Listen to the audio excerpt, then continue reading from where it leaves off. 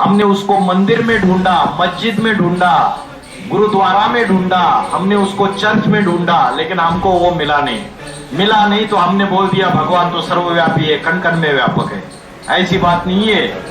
वो तो ऊंचा तेरा नाम, ऊंचा तेरा धाम, ऊंचा तेरा काम, और हम तो पतित पापी नीच। वो कैसे हमारे में है? वो आता है किसी साधारण शरीर में, आकर ज्ञान सुनाता है। लेकिन आप बोलेंगे हम उसको कैसे पहचाने? वो आया हुआ है ना? आज तो बड़े बड़े बाबा है, महाराज टीवी पे आ रहे, उसमें से कैसे समझेंगे हम कि भगवान को किस शरीर में आया हुआ है, किस व्यक्ति में आया हुआ है?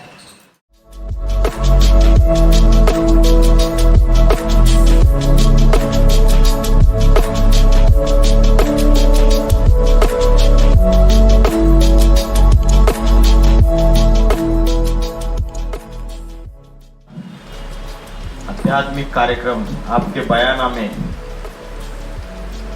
शिव की महिमा, इस विषय पर हम आज बोलेंगे। तो कार्यक्रम की शुरुआत करने से पहले 2 मिनट के लिए हम ध्यान करेंगे परमात्मा का, है ना? सभी को सीधा बैठना है। मैं आपको ध्यान की ऐसी प्रक्रिया बताऊंगा जो आप जीवन में आपको काम में आएगी। कैसी भी संकट रहेंगे, कैसी भी परिस्थितियां रहेगी कठिन, उसमें आप इस तरीके से ध्यान कर सकते हो। सवेरे जल्दी उठकर 4 बजे उठ जाओ, ब्रह्म मुहूर्त के समय। सीधा बैठना है, पीठ सीधी, गर्दन सीधी, सर सीधा। यहाँ पे ध्यान लगाना है भ्रुकुटी के बीच में, जहाँ मस्तक में कन्या माताएं बिंदी लगाती है और पुरुष लोग टीका लगाते हैं। यहाँ ध्यान लगाना है।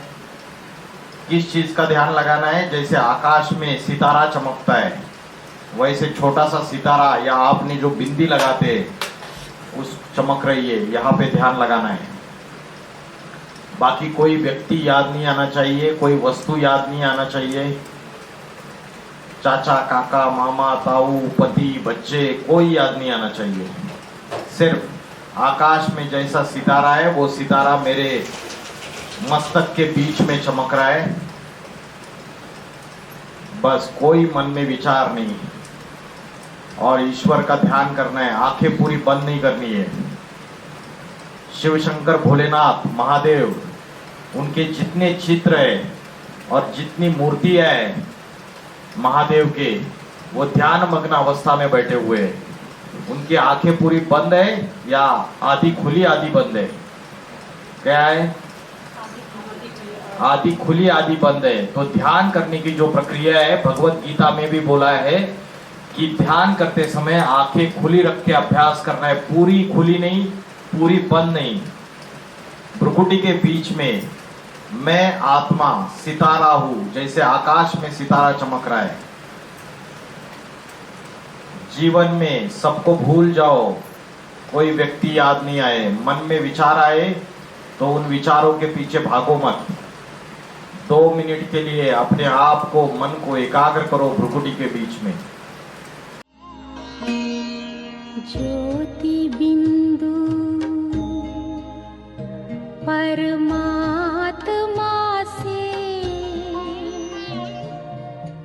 है मेरी आत्मा, अब चल कर ले मिलन।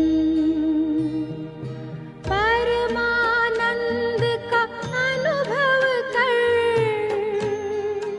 ओ परमानंद का अनुभव कर, तू धन्य बना जीवन।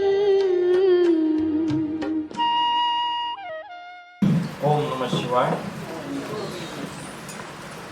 आज का जो कार्यक्रम है शिव की महिमा, आपने ऐसी ऐसी बातें अभी आप सुनेंगे जो आज तक नहीं सुनी है। बहुत ध्यान से सुनना है अभी सबको। सबसे पहले शिव का अर्थ क्या? शिव का अर्थ क्या है? किसी को पता है? हम शिव के मंदिर में जाते हैं और शिव के मंदिर में जाके शिवलिंग के सामने माथा टेकते हैं। आपको पता है कि शिव इस शब्द का अर्थ क्या है? भक्ति तो हम करते हैं, लेकिन भक्ति के साथ साथ ज्ञान भी होना जरूरी है। भक्ति है भावना। भावना जो है वो प्रेम से संबंधित है, लेकिन जो ज्ञानी है उसमें और भक्त में अंतर क्या है? जो ज्ञानी है वो ज्ञान अगर गहरा उसकी बुद्धि में बैठ गया तो वो कभी भी ईश्वर को छोड़ेगा नहीं। भक्ति वाला तो भावना से जुड़ा हुआ है, थोड़े समय जब तक भावना है तब तक चलेगा, फिर छोड़ देगा। तो शिव का ज्ञान भी हमें होना बहुत जरूरी है। तो शिव का अर्थ क्या है बताइए? शिव का अर्थ है कल्याणकारी। क्या है? कल्याणकारी। अभी आप बोलेंगे शिव जी जो है वो कल्याणकारी है, तो कल्याणकारी कब साबित होते हैं? हमने तो देखा नहीं, हमने तो मंदिर में मूर्ति बना के बैठे हुए हैं। तो इन 4 युगों में, सतयुग, त्रेतायुग, द्वापर युग और कलयुग, इन चारों युगों में कोई तो ऐसा समय रहेगा जब भगवान शिव इस धरती पर अवतरित होके कल्याणकारी सारी संसार का कल्याण करेंगे। ऐसा समय कोई तो होगा जब शिव ने आके सारे संसार का कल्याण किया होगा। इसलिए शिव इस शब्द का अर्थ है कल्याणकारी। अभी संसार में अकल्याण है या कल्याण है? अकल्याण है अभी संसार में, या कल्याण हो गया संसार का? अकल्याण है। सुख नहीं है, सच्चा शांति नहीं है ना? मन और बुद्धि पांचों विकारों में ग्रसित हो चुकी है। कौन से 5 विकार है? काम, क्रोध, लोभ, मोह, अहंकार। तो सारे मनुष्य मात्र की बुद्धि इन विषय विकारों में पूरी तरीके से बुद्धि धसी हुई है, फंसी हुई है। तो ऐसा समय होता है जब दुनिया में पाप, भ्रष्टाचार, अत्याचार, दुख, अशांति, हिंसा, आतंकवाद, जब कलयुग का अंतिम समय आता है तब अति में बढ़ जाता है। अभी बताइए पाप बढ़ रहे या कम हो रहे? अति में बढ़ रहे। पापाचार बढ़ता चला जा रहा है, भ्रष्टाचार बढ़ता चला जा रहा है। आज किसी को नौकरी चाहिए, माता जी, किसी को नौकरी चाहिए तो बिना पैसा खिलाए नौकरी मिल जाती है क्या? तो भ्रष्टाचार है। कॉलेज में, स्कूल में जो पेपर दे रहे हैं लोग, एग्जाम दे रहे हैं, डॉक्टर बनने की एग्जाम दे रहे हैं, टीचर बनने की एग्जाम दे रहे हैं, इंजीनियर बनने की एग्जाम दे रहे हैं, उसमें भी भ्रष्टाचार है। तो पेपर लीक हो जाते हैं।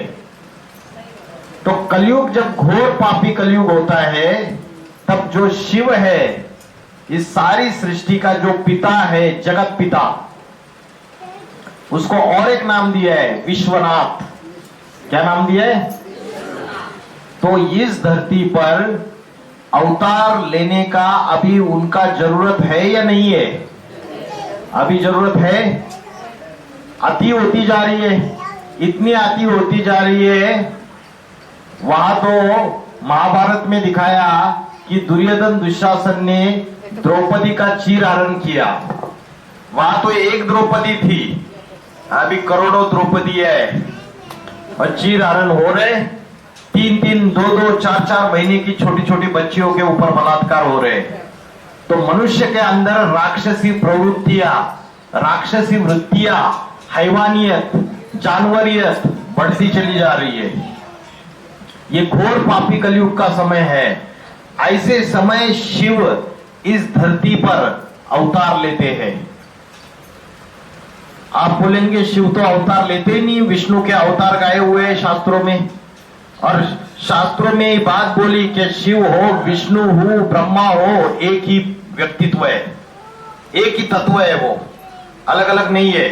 एको सद विप्रा बहुधा वदंती, एक ही वो सत्य ब्राह्मण है, उसको अनेक अनेक नाम रूपों में उसका गायन किया है आपने सबने, भक्तों ने।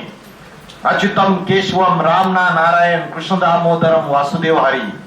वही केशव है, वही कृष्ण है, वही राम है, वही नारायण है, वही हरि है। दुखों का हरण करने वाला, पापों का हरण करने वाला एक ही है वो। तो उसका जो अवतार होता है वो कलयुग के अंत में अति साधारण मनुष्य शरीर में अवतार लेता है। तो शिव जब साधारण मनुष्य शरीर में आते हैं तभी कल्याणकारी साबित होते हैं, तब दुनिया का कल्याण कर सकते हैं। इस दुनिया में दो तरीके के मान्यता है। कोई बोलता है कि भगवान निराकार है और कोई बोलता है भगवान तो सगुण साकार है। कोई क्या कहता है कि भगवान है निर्गुण निराकार और कोई कहता है भगवान है सगुण साकार, है ना। ये दो मते हैं आज दुनिया में, निर्गुण निराकार और सगुण साकार। तो निर्गुण निराकार वो है जिसको आंखों से देखा ही नहीं है, और सगुण साकार वो है जिसको इन आंखों से देख सकते हैं। इसलिए हम परमात्मा का शंकर की मूर्ति बनाते हैं, है ना। शंकर जी की मूर्ति बनाती है। अगर आप पुराने पुराने मंदिरों में अगर गए होंगे शिव के, जो पुराने मंदिर है बहुत, वहां आप देखेंगे मध्यवर्ती स्थान पे शिवलिंग बिठाया हुआ है और आजू बाजू में चारों तरफ देवी देवताओं की मूर्ति है। और उन देवी देवताओं की मूर्ति में शंकर जी की भी मूर्ति है और बीच में शिवलिंग भी है। अभी बताओ, शिव और शंकर एक है या अलग अलग है? एक ही है। फिर मूर्ति अलग से बिठा दी, शंकर जी की साकार मूर्ति पुराने पुराने मंदिरों में जाके देखो, और शिवलिंग तो है ही है। तो ये शिवलिंग क्या है और शंकर जी की मूर्ति क्या है? कभी मन में सोचा आपने क्या है ये दोनों चीजें? एक है निर्गुण निराकार जो शिवलिंग के रूप में बनाया है, और एक है सगुण साकार। हाँ जी, तो मूर्ति मंत्र रूप है। तो जो निर्गुण निराकार है वो शिव, जिसको बोलते हैं हम ऊपर वाला। डॉक्टर बोलते हैं ना कि अरे ऊपर वाला चाहेगा तो सब कुछ ठीक हो जाएगा, मैंने मेरे तरफ से सब कुछ जितना मेहनत करनी है वो सारा कर लिया है मैंने पेशेंट को, अभी ऊपर वाले के ऊपर है। तो वो ऊपर वाला रहने वाला है। भगवत गीता कहती है जहां चंद्र सूर्य तारों की रोशनी नहीं पहुंच सकती, उस परम धाम का मैं रहने वाला हूं। वो निराकार शिव ज्योति स्वरूप है। भगवत गीता में क्या बोला है? मैं ज्योतियों की भी ज्योति हूं, मैं ज्योति स्वरूप हूं। अभी ज्योति स्वरूप है तो ज्योति की पूजा कैसे करे? तो भक्तों ने ऐसा आकार दे दिया, समझ रहे? शिव ज्योति स्वरूप है, निर्गुण निराकार है। तो निर्गुण निराकार ज्योति स्वरूप की पूजा कैसे करे? तो भक्तों ने ऐसा आकार दे दिया उसको शिवलिंग के रूप में। अभी ये निर्गुण निराकार जो सूर्य चांद सितारों से परे रहने वाला ज्योति स्वरूप, वो अजन्मा है, जन्म मरण के चक्र में नहीं आता है। वो अगर्भा है, मां के गर्भ द्वारा जन्म नहीं लेता है। अयोनि, अगर्भा, हम सारी मनुष्य आत्माएं जन्म मरण के चक्र में आती है ना, पाप पुण्य के फेरे में आती है और सुख दुख के फेरे में भी आती है। लेकिन जो परमात्मा शिव है वो जन्म मरण के चक्र से न्यारा है, अजन्मा है, अगर्भा है, मां के जन्म द्वारा, मां के गर्भ द्वारा जन्म नहीं लेता है। लेकिन हम सभी मनुष्य आत्माएं मां के गर्भ द्वारा जन्म लेती है, और मां के गर्भ द्वारा जन्म लेती है तो हम पतित भी बनती है, पापी भी बनती है, हम सुख दुख के फेरे में भी आती है, जन्म मरण के चक्र में भी आती है, पाप कर्म भी करती है, पुण्य कर्म भी करती है। लेकिन परमात्मा तो निर्गुण निराकार, तीनों गुणों से परे, सत्वगुण, रजोगुण और तमोगुण, इन तीनों गुणों से परे है वो शिव। अभी मुझे बताइए, वो ऊपर बैठा हुआ है, फायदा है हम लोगों को?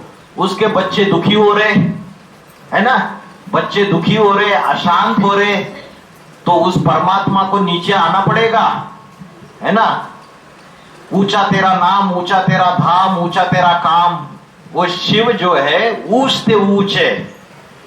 तो उसको जब नीचे आएगा, साधारण मनुष्य तन का आधार लेके जब इस सृष्टि में, इस संसार में आध्यात्मिक ज्ञान की गंगा बहाएगा, तब जाके मनुष्य के पाप धुल जाएंगे। ऐसे नहीं धुलेंगे।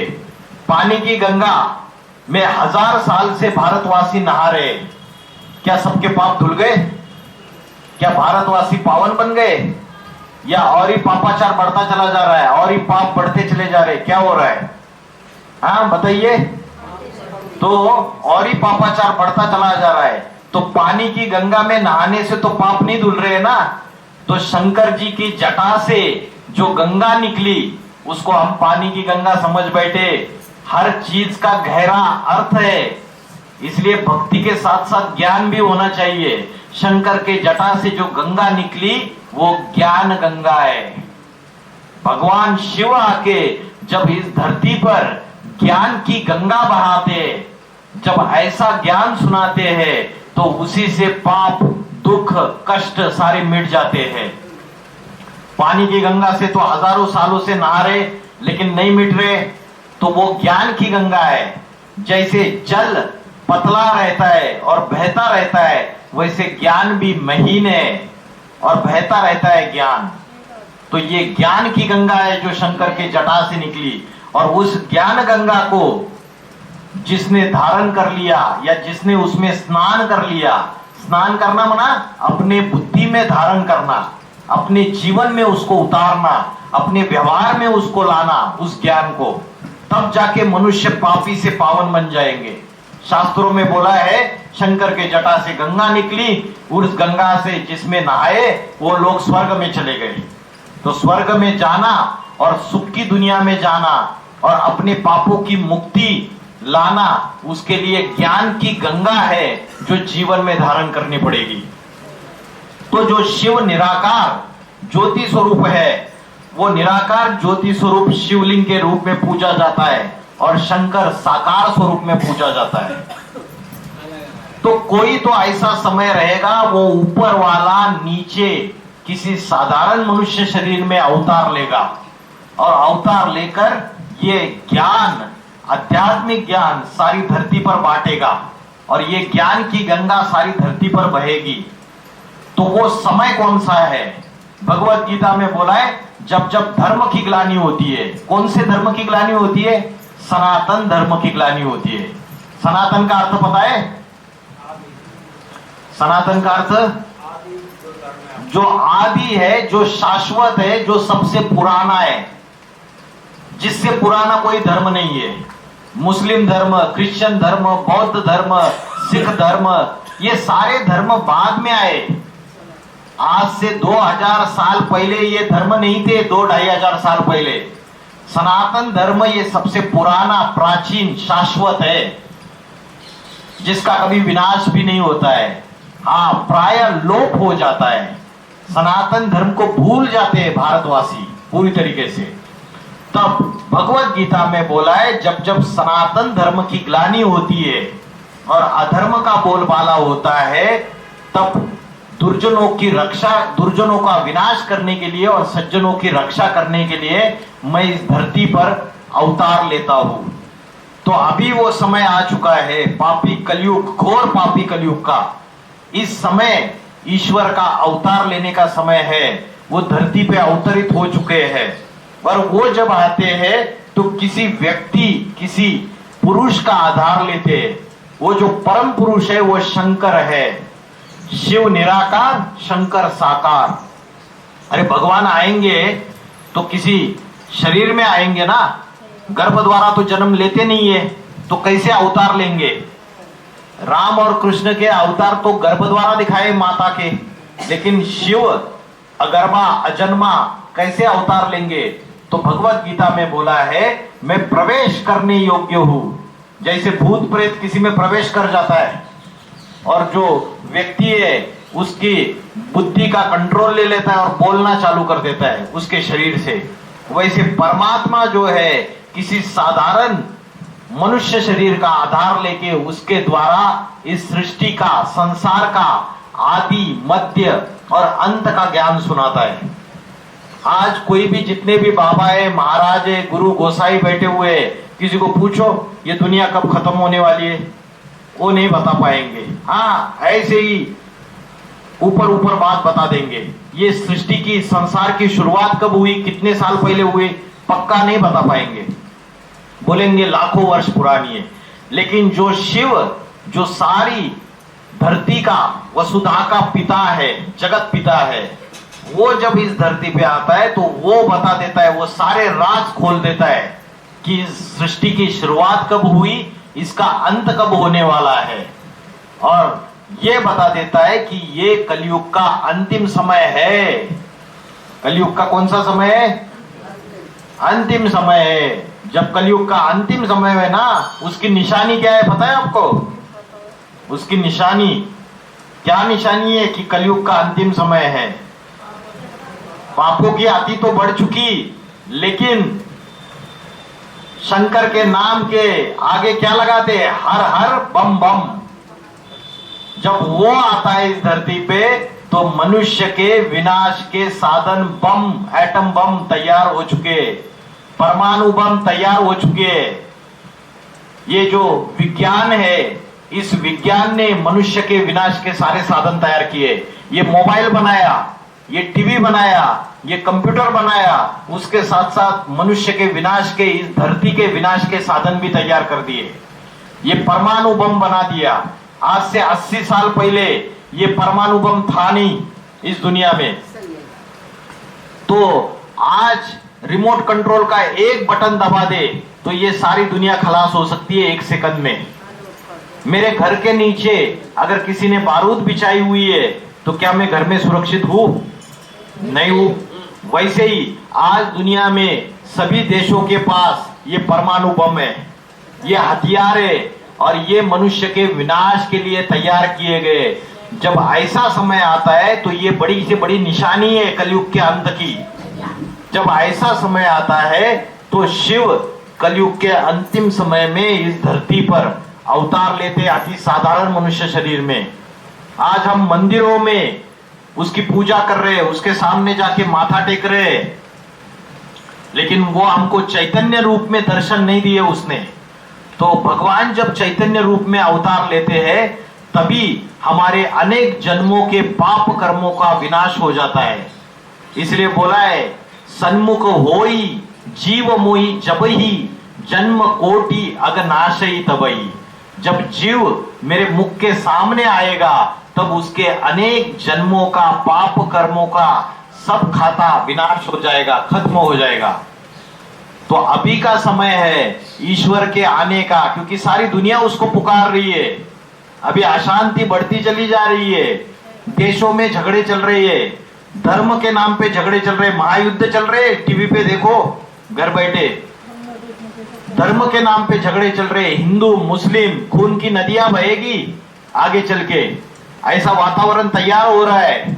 अपने निजी स्वार्थ के लिए राजनीतिक जो दल है, राजनीतिक जो पार्टी है, वो क्या कर रही है? हिंदू मुस्लिम को आपस में लड़वा रही है, और दंगे चल रहे, सांप्रदायिक दंगे सब जगह, सारे शहरों में। दिल्ली में चले 2020-21 में 50-60 लोग मर गए, कितने सैकड़ों जख्मी हो गए, 25 हजार करोड़ का नुकसान हो गया, करोड़ों पैसे नुकसान हो गए। गाड़ियां फूंक देते हैं। तो हिंसा का वातावरण बढ़ता चला जा रहा है, आतंकवाद बढ़ता चला जा रहा है। सिर्फ कश्मीर तक अभी आतंकवाद नहीं रहा है, सारे भारत में सब जगह फैलता चला जा रहा है। बीच में राजस्थान में भी हुआ था, बताया था ना कि क्या बोला था, नारा क्या था? सर तन से जुदा, है ना। तो आज हिंसात्मक भावनाएं ऐसी बढ़ती चली जा रही है, धर्म के बीच में झगड़े बढ़ते चले जा रहे हैं। इसका नाम है कलयुग। कलयुग का अर्थ क्या है पता है आपको? क्या अर्थ है कलयुग का? कलयुग का अर्थ है कलह क्लेश का युग। कलह क्लेश मतलब झगड़ा घंटा, झगड़ा घंटा। घर घर में कलह क्लेश समाज में कलह क्लेश है, राज्य में कलह क्लेश है, देश में कलह क्लेश है, सारी दुनिया में कलह क्लेश है। तो ये कलयुग का ये जो समय है उसकी अंत की निशानी है कि दुनिया में ये परमाणु बम तैयार हो गए। और जब हर हर बम बम का नारा लगता है, क्यों बम बम लगा दिया उसके नाम के आगे? क्योंकि उस समय ही दुखों को हरण करने वाला, पापों को हरण करने वाला शिव इस धरती पे अवतार लेता है अति साधारण मनुष्य शरीर में, और तब जाके इस संसार का उद्धार होता है। कैसे उद्धार होता है? पापी कलयुग के बाद क्या आएगा बताइए? पापी कलयुग का विनाश हो जाएगा तो क्या आएगा फिर? सतयुग आएगा। जैसे रात के बाद दिन आता है, जैसे दक्षिणायन के बाद सूरज उत्तरायण हो जाता है, वैसे पापी कलयुग की ये जो रात्रि है जिसमें अंधकार फैला हुआ है, अज्ञान अंधकार, आज किसी को आत्मा का ज्ञान नहीं है, परमात्मा का ज्ञान नहीं है, हाँ विषय विकारों का ज्ञान है, पापों का सबको ज्ञान है, बुराइयों का ज्ञान है। लेकिन जब ऐसा समय आता है घोर पापी कलयुग का, तब शिव इस धरती पे अवतार लेते हैं और उसकी यादगार में हम एक त्योहार मनाते हैं। कौन सा त्योहार मनाते? महाशिवरात्रि। महाशिवरात्रि बोला है। अभी कृष्ण का जन्मदिन, कृष्ण का जो जन्म मनाते आप रात को 12 बजे मनाते हो, तो महाकृष्ण रात्रि क्यों नहीं बोला? उसको तो कृष्ण जन्माष्टमी बोल देते हो। लेकिन महाशिवरात्रि, रात्रि शब्द का प्रयोग क्यों किया? क्योंकि कलयुग में जब रात्रि फैली हुई है, कलयुग रात्रि के समान है, और कलयुग में अज्ञान, अंधकार, पाप, गंदे काम, गंदगी, विचारों की गंदगी, कर्मों की गंदगी सारी की सारी फैलती चली जा रही है। ऐसे समय शिव आते हैं, इसलिए बोला महाशिवरात्रि। महापापों की रात्रि ये कलयुग की रात्रि है, तब उसका धरा पे अवतार होता है। तब जाके हम महाशिवरात्रि का त्योहार मनाते हैं, जागरण करते हैं। ये जागरण करना मना हम रात भर जागते हैं, ये जागरण करना मना रात भर जागने का जागरण नहीं है, इसका भी गहरा अर्थ है। इसका गहरा अर्थ है अज्ञान की निद्रा से उठ जाओ। अभी जैसे कुंभकर्ण 6 महीने अज्ञान निद्रा में सोया हुआ है, उस अज्ञान निद्रा से अभी उठ जाओ और जागने का समय आ गया, क्योंकि भगवान आके अभी ज्ञान बांट रहा है, वो झोली भर रहा है सबकी। इसलिए भगवान के सामने जाके बोलते भर दे मेरी झोली। ये परमात्मा जब तू आएगा, जब तू इस धरती पर आएगा, मुझे चैतन्य रूप में दर्शन देगा, तो हम आपके ऊपर बलिहार जाएंगे। बोलते हैं ना भगवान के सामने, बोलते हम पतित है, पापी है, नीच है, अधम है, ए भगवान तू जब आएगा तो हम आपके ऊपर बलिहार जाएंगे। कब जाएंगे? अरे कभी तो ऐसा समय रहेगा, सतयुग, त्रेतायुग, द्वापरयुग, कलयुग, किसी 4 युगों में कभी तो वो आएगा सामने, और आएगा तो हम पूरी तरीके से समर्पित हो जाएंगे। शिव के ऊपर हम गंगा जल चढ़ाते हैं, या जल लेके, लोटी में जल लेके चढ़ाते हैं, हम बेल के पत्ते चढ़ाते हैं, फूल चढ़ाते हैं, धतूरा चढ़ाते हैं, कुछ प्रसाद रख देते हैं। तो उससे भी सबसे बड़ी चीज क्या है? उससे सबसे बड़ी चीज है समर्पण। ये तन, ये धन, ये समय, संबंध, संपर्क, हमारा मन सारा ईश्वर के लिए, उसके लिए अर्पणमय हो जाए। जैसे देश का सिपाही है, देश में जो रक्षा करने वाले, जो मिलिट्री के लोग हैं, फौजी, वो समर्पित हो जाते हैं ना देश के लिए, अपना पूरा समय जाते हैं उधर बॉर्डर पे जाके युद्ध लड़ते हैं, अपने जान की भी परवाह नहीं करते। वैसे ईश्वर अभी आया हुआ है, उसको तन से, मन से, धन से समर्पित होने का समय आ चुका है। और असली समर्पण ये सिर्फ लोटी में पानी चढ़ाने की बात नहीं है, ये जीवन को समर्पित करने की बात है। ईश्वर की सेवा में, ईश्वर की सेवा में अर्पण होने की बात है। तो शिव जब इस धरती पे आते हैं, तब सारी दुनिया अति में पाप कर्म सब जगह फैले हुए होते हैं। आज हम बोलते हैं कि भगवान तो कण कण में व्यापक है। क्या ये बात सच्ची है? भगवान कण कण व्यापक है। अरे भगवान अगर कण कण में व्यापक है तो आप में भी भगवान है, आप में भी भगवान है, आप में भी भगवान है, आप में भी भगवान है। तो फिर सासू और बहू के झगड़े क्यों हो रहे, ननद और भाभी के झगड़े क्यों हो रहे, प्रॉपर्टी के लिए भाई भाई का गला क्यों काट रहा है संपत्ति के लिए। और वो जो भक्त है वो बोल रहे प्रभु जी दर्शन दो। अरे तेरे अंदर ही भगवान है तो दर्शन क्यों मांग रहा है? इसका मतलब हमारे अंदर भगवान नहीं है, भगवान कण कण में व्यापक नहीं है, भगवान तो एक व्यापी है, सबसे बड़ा हीरो है वो जब इस धरती पे आता है चैतन्य रूप में आता है तभी हमारा उद्धार हो सकता है। हमने उसको मंदिर में ढूंढा, मस्जिद में ढूंढा, गुरुद्वारा में ढूंढा, हमने उसको चर्च में ढूंढा, लेकिन हमको वो मिला नहीं तो हमने बोल दिया भगवान तो सर्वव्यापी है, कण कण में व्यापक है। ऐसी बात नहीं है। वो तो ऊंचा तेरा नाम, ऊंचा तेरा धाम, ऊंचा तेरा काम, और हम तो पतित पापी नीच। वो कैसे हमारे में है? वो आता है किसी साधारण शरीर में आकर ज्ञान सुनाता है, लेकिन आप बोलेंगे हम उसको कैसे पहचाने, वो आया हुआ है ना। आज तो बड़े बड़े बाबा है, महाराज टीवी पे आ रहे, उसमें से कैसे समझेंगे हम कि भगवान को किस शरीर में आया हुआ है, किस व्यक्ति में आया हुआ है। तो भगवान ने क्या बोला कलयुग में? रामचंद्र कहे गए सिया से, ऐसा कलयुग आएगा हंस चुभेगा दाना और कौवा मोती खाएगा। तो आज जो कौवा मोती खा रहा है सबको पता चल रहा है, लेकिन जो भगवान जिस साधारण शरीर में आया है गुप्त रूप में, वो पहचान नहीं पा रहे। और उसको कैसे पहचानना है? उसको इन आंखों से नहीं पहचान सकते। उसको पहचानने के लिए ज्ञान का तीसरा नेत्र खोलना पड़ेगा। क्या खोलना पड़ेगा? ज्ञान का तीसरा नेत्र खोलना पड़ेगा। भगवान कोई बड़े टाटा बिरला अंबानी में नहीं आता है, कोई बड़े करोड़पति में नहीं आता है, किसी सुंदर युवक में नहीं आता है, वो तो साधारण शरीर में आता है। इसलिए कोई भगवत गीता में बोला है, मुझ साधारण शरीर में आए हुए भगवान को मूर्ख बुद्धि लोग पहचान नहीं पाते। क्यों नहीं पहचान पाते? क्योंकि कलयुग के भौतिक सुखों में उनकी बुद्धि लगी हुई है। अच्छा खाना, अच्छा पीना, अच्छे कपड़े पहनना और शरीर की जो भी चीजें, इंद्रियों की जो भी इच्छा है उसकी पूर्ति करते रहना, और पांचों विकारों में बुद्धि लगी रहना, काम माना विषय वासना, क्रोध, लालच, मोह, अहंकार। तो साधारण मनुष्य तन में आता है तो उसको सिर्फ ज्ञान के आधार से पहचान जाता है। अर्जुन भगवान को पूछते, मैं आपके विराट पुरुष को, विराट रूप को मैं आपको देख नहीं पा रहा हूं। क्या बोलता है? मैं देख नहीं पा रहा हूं आपके विराट रूप को। तो भगवान उसको जवाब देता है, इन आंखों से, इन स्थूल नेत्रों से तू मेरा विराट रूप देख नहीं सकता।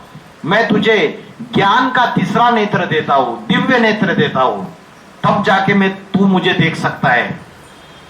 तो भगवान जब आएगा तो ऐसा ज्ञान सुनाएगा उस साधारण बूढ़े बाबा में।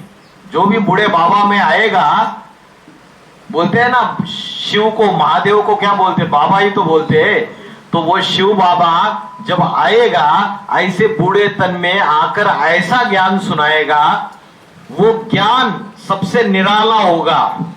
इसलिए बोला शिव का डमरू डमडम बोले, अगम निगम के भेद खोले। ये अगम मतलब ये दुनिया में कैसे आए हम, और निगम मतलब कैसे अपने घर में वापिस जाएंगे। ये अपना घर कौन सा है? ब्रह्मलोक, परम धाम, ये अपना घर है, सूरज चांद सितारों से परे। हम सारी आत्मा है, आत्मा ने आके इस धरती पर शरीर धारण कर लिया।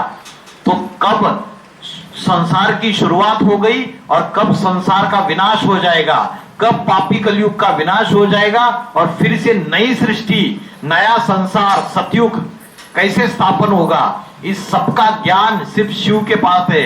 इसलिए शिव का डमरू डमडम बोले, अगम निगम के भेद खोले। अभी वो आकर इस संसार में उसके भगवान सारे संसार के स्थापना और विनाश के भेद खोल रहा है। वो सारी सृष्टि का स्वामी है और सभी धर्म वाले उसको मानते हैं। देखो ये जो मुस्लिम लोग है, मुस्लिम लोग मक्का मदीना जाते हैं, हज जाते हैं।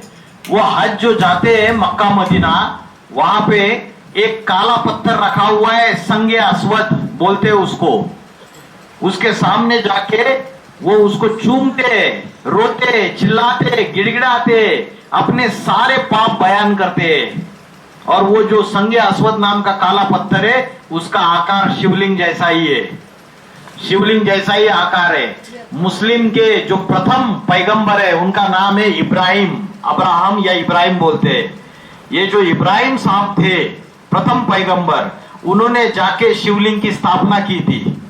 ये इब्राहिम या अब्राहम, ये नाम भी कैसे पढ़ा है पता है आपको? अब्राहम एक्चुअली ब्रह्मा, ब्राह्म, तो ब्रह्मा के आगे अ लगा दिया अब्राहम।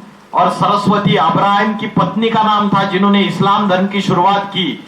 अब्राहिम की पत्नी का नाम था सारा, तो सारा माना सरस्वती, सरस्वती का सारा कर दिया। इसलिए पहले एक ही सनातन धर्म था, ये अनेक अनेक धर्म थे नहीं। ये बाद में लोगों ने अनेक अनेक धारणाओं को मनुष्य ने खुद स्थापन किया है। भगवान ने एक ही ज्ञान दिया है, वही ब्रह्मा और सरस्वती है जिन्होंने सृष्टि की रचना की, शुरुआत की। तो ये जो शिवलिंग का आकार है वो संगे अस्वद नाम का काला पत्थर है। तो मुस्लिम लोग क्या बोलते हैं? खुदा फर्श का नहीं, खुदा अर्श का रहने वाला है, खुदा सातवें आसमान का रहने वाला है, खुदा नूर है। नूर माना रोशनी। और हमने क्या बोला? शिवलिंग। ये शिवलिंग है, ये ज्योति स्वरूप है। ज्योति स्वरूप माना रोशनी, तो वो भी बोलते हैं खुदा नूर है। और जो ईसाई लोग है, ईसाई लोग क्या बोलते हैं? वो जीसस क्राइस्ट, वो उंगली ऊपर कर देता है, वो बोलता है गॉड इज लाइट, मतलब भगवान जो है ज्योति स्वरूप है। आप कभी उनके चर्च में जाके देखो, वो मोमबत्ती की ज्योत के ऊपर ध्यान लगाते हैं, तो वो भी ज्योति स्वरूप शिव को मानते हैं। नाम अलग अलग दे दिया, वो बोलते हैं गॉड, मुस्लिम लोग बोलते हैं अल्लाह, कोई बोलते हैं खुदा, कोई बोलते हैं शिव या ईश्वर, सबने नाम अलग अलग दे दिए। वो सबका मालिक एक ही है, वो सभी आत्माओं का पिता है और सारी मनुष्य सृष्टि का पिता है। वो जब इस धरती पे आता है तो सारी सृष्टि का परिवर्तन करता है, पापी कलयुग को पावन सतयुग में परिवर्तित करता है। वो पापी रावण राज्य को राम राज्य में परिवर्तित करता है। अभी कौन सा राज्य चल रहा है? रावण राज्य चल रहा है या राम राज्य चल रहा है? रावण राज्य चल रहा है। और रावण का अर्थ पता है आपको? रावण का अर्थ पता है? रावयति इति लोकाहा, जो लोगों को रुलाता है वो रावण, जो लोगों को दुख देता है, मन से भी दुख देता है, वाचा से भी दुख देता है, कर्मों से भी दुख देता है। तो ऐसे रावण घर घर में बैठे या नहीं बैठे? बैठे। वो एक रावण नहीं, अभी सारा का सारा रावण राज्य चल रहा है। किसी आदमी को अगर दो मुख है तो दो मुख से अलग अलग बातें करेगा ना। हम बोलते हैं ना, अरे ये तो दो मुहिया सांप है, मतलब दो मुखों से अलग अलग बातें करता है। अभी एक बात करता है, अभी दूसरी बात। चरिया खरिया है, चरिया है, अभी एक बोलेगा अभी दूसरा बोलेगा, बोलते हैं ना हम। वैसे रावण को 10 मुख दिखा दिए, तो रावण को 10 मुख दिखा दिए, इसका मतलब अभी रावण राज्य चल रहा है। परिवार के अंदर रावण राज्य है या नहीं है? पापा बीजेपी को वोट देंगे, मम्मी कांग्रेस को वोट देगी, बच्चा जो लड़का है वो अलग समाजवादी पार्टी को वोट देगा, लड़की अलग पार्टी को वोट देगी। तो सारा का सारा किसी की मतें, किसी के संस्कार, किसी का मन आपस में मिल रहा है क्या? अभी तो मोबाइल से मन मिल रहा है ना। वहां बुद्धि जा रही है और उससे बुद्धि श्रेष्ठ बन रही है सबकी या भ्रष्ट बन रही है? और ही छोटे छोटे बच्चों को गंदी गंदी बातें बुद्धि में जा रही है ना। जो चीजें पता नहीं चलनी चाहिए वो चीजें करके बुद्धि भ्रष्टता की तरफ चली जा रही है।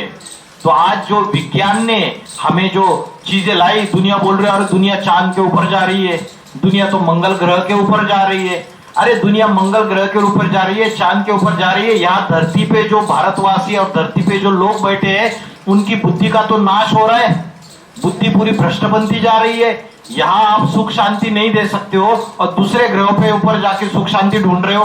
पहले यहाँ के लोगों को तो सुख शांति दे दो। आज की सरकार क्या परोस रही है? क्या परोस रही है? आप बोलते हो कि कलकत्ता में उस डॉक्टर महिला के ऊपर ऐसा ऐसा हो गया, कन्या के ऊपर। अरे ऐसा ऐसा हो गया तो तुम परोस क्या रहे हो? मोबाइल में, इंटरनेट पे गंदी गंदी चीजें, अश्लील साहित्य परोस रहे हो, तो उनकी बुद्धि भ्रष्ट बनेगी या नहीं बनेगी? पांचों विकार आ रहे, नशा कर रहे, शराब कर रहे, उन विकारों के अधीन हो जा रहे।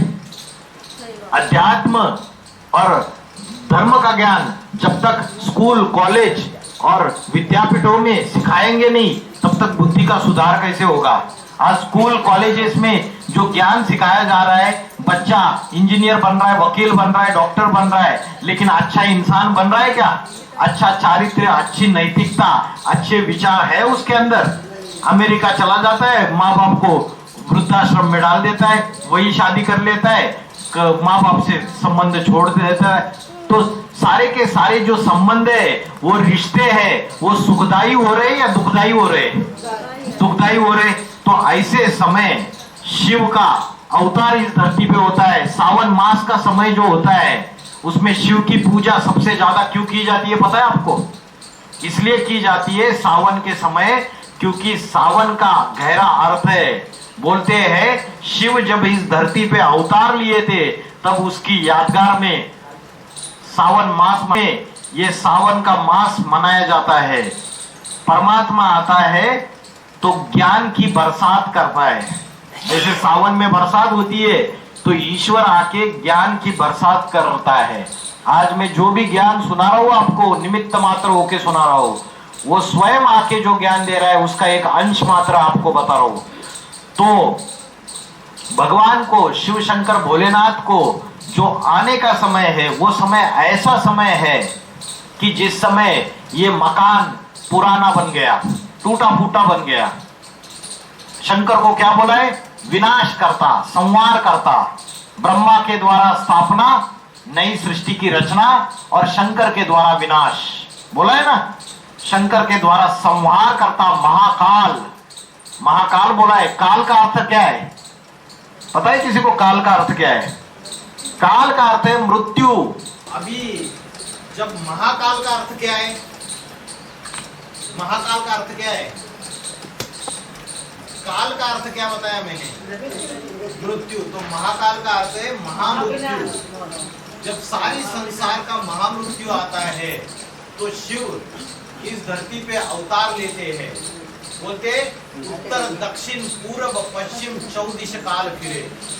अभी ऐसा समय आ चुका है, आगे चल के ऐसा समय आने वाला है, काल पड़ेगा, दुकाल पड़ेगा। आगे चल के ऐसा समय आएगा कि पानी की एक बूंद नहीं मिलेगी, सड़कों के ऊपर नोटों की गड्डियां गिरी रहेगी, लेकिन अनाज का दाना नहीं मिलेगा। ऐसा समय आने वाला है। आज सब जगह, सारे देशों में समस्याएं बढ़ती चली जा रही है, और मनुष्य खुद ही ये जो प्रकृति है, इसका विनाश कर रहा है। तो ये प्रकृति भी बदला लेगी मनुष्य का। आगे चल के भूकंप आएंगे, ज्वालामुखी फटेंगे, और चारों दिशाओं में काल मंडराएगा। वो जो काल मंडराएगा, वो महाकाल जो है, वो तब इस धरती पर अवतार लेते हैं, और सारे मनुष्य सृष्टि को, सारे संसार को इस महाविनाश के, जो उसके शरण में जाएंगे वो बच जाएंगे। इसलिए बोला है महाकाल की शरण में जो आएगा, उसको काल क्या खाएगा? बोला है ना, जो महाकाल की शरण में जाएगा, उसका काल कुछ नहीं कर सकता। लेकिन जो उसके शरण में नहीं है, वो सारों को सारों विनाश हो जाएंगे। इसलिए बोला है विनाश काले परमात्मा शिव से विपरीत बुद्धि विनश्यन्ते, और विनाश काले परमात्मा शिव से प्रीत बुद्धि विजयन्ते। जिनकी प्रीत बुद्धि है भगवान के प्रति, शिव के प्रति, उनका विजय हो जाएगा, और जिनकी विपरीत बुद्धि है उनका विनाश हो जाएगा। तो अभी जो समय चल रहा है, ये परमात्मा का अवतार इस धरती पर साधारण मनुष्य शरीर में हो चुका है। कैलाश शंकर को कहाँ दिखाते? शिव शंकर भोलेनाथ को कैलाश के ऊपर दिखाते। तो कैलाश ऐसा कोई ऊपर पहाड़ है पूरा हिमालय में, वहां भगवान रहते हैं क्या? एक्चुअली जो उसका वास्तविक अर्थ है, वो गहरा अर्थ है। कैलाश माना जहां लाशें ही लाशें, कई लाशें हैं। माना भगवान शिव शंकर भोलेनाथ का कहा मंदिर दिखाते हैं? शमशान में। आप देखो शमशान में मंदिर रहता है, मूर्ति रहती है, लिखा रहता है मुक्तेश्वर, क्योंकि सारी लाशें पड़ी हुई है। मतलब ये सारा संसार विनाश है, विनाशी है। ये देह जो है नश्वर है ना। हम इस देह के मोह में फंसे हुए रहते हैं, माया मोह में, लेकिन ये देह नश्वर है। ये सारा संसार भस्म होने वाला है, ये सारे संसार का विनाश होने वाला है। तो वो एक अकेला पुरुष इस सारे संसार में बच जाता है, और वही संसार में जो आत्माएं ज्ञान अपने जीवन में धारण करके अपनी मन को, बुद्धि को पवित्र बनाते, अपनी आत्मा को पवित्र बनाते, उनका विनाश नहीं हो सकता। उनको वो महाकाल बचा लेता है, उनकी रक्षा कर लेता है। जाके राखी साइया, मार सके न कोई, बाल विभागा कर सके ना वो जग बेरी हुई। तो अभी जो समय चल रहा है, मुसलमान लोग क्या बोलते बताए क्या? मुसलमान लोग बोलते कयामत के समय खुदा के बंदे बड़े मजे में रहेंगे। तो खुदा के बंदे मतलब मुस्लिम धर्म वाले लोग नहीं। जब खुदा माना शिव स्वयं इस धरती पे स्वयं अवतार लेता है, तो जिन्होंने उस भगवान को पहचाना वो बड़े मौज में रहेंगे, बाकी मौज में नहीं रहेंगे। जिसने पहचाना, ज्ञान के आधार से जाना और उसके श्रीमत पर, उसके डायरेक्शन पर, उसके आज्ञा के ऊपर जो चले, उनका उद्धार हो जाएगा पूरी तरीके से। जो नई दुनिया आने वाली है, जो नया घर बनेगा, उसमें सारी की सारी पापी आत्माएं जाएंगे क्या नए घर में? सब नहीं जाएंगे। जिन्होंने अपने जीवन में से, अपनी आत्मा में से, अपनी मन बुद्धि में से पांचों विकार, काम, क्रोध, लोभ, मोह, अहंकार, इसको जलाने का अभ्यास किया और भौतिक माया की दुनिया से रावण के तरफ पीठ दिखा के बैठ गई। सीता रावण के तरफ मुंह करके बैठती थी या पीठ करके बैठती थी? अभी ये जो रावण राज्य है ना, भौतिक दुनिया का आकर्षण, उसके तरफ हमने मुख करके बैठे हुए है ना, पीठ करके नहीं बैठे। ये रावण राज्य की तरफ हमारा मुख है। भगवान जो आया हुआ है, जो ज्ञान सुना रहा है, उसके तरफ हमारा मुख नहीं है। हम उससे विपरीत बुद्धि हो चुके हैं। तो कैलाश जो है ऊंचा पहाड़, माना भगवान जो है वो कोई ऊंचे पहाड़ पे नहीं बैठता है। वो भगवान जब आता है तो उसकी जो मन बुद्धि, उसकी जो अवस्था है वो ऊंची है। वो इंद्रियों में, इस शरीर में, इस देह के इंद्रियों में आकर्षित नहीं होती है, इस देह के इंद्रियों में लगाव लगाने वाली नहीं होती है। हमारी बुद्धि तो देह के इंद्रियों में फंसी हुई है, लेकिन उसकी बुद्धि उपराम है। तो इसलिए उसको ऊंची अवस्था में दिखाने के लिए उसको शास्त्रकारों ने ऊंचे पहाड़ पे दिखा दिया, कैलाश पहाड़ पे दिखाया दिया।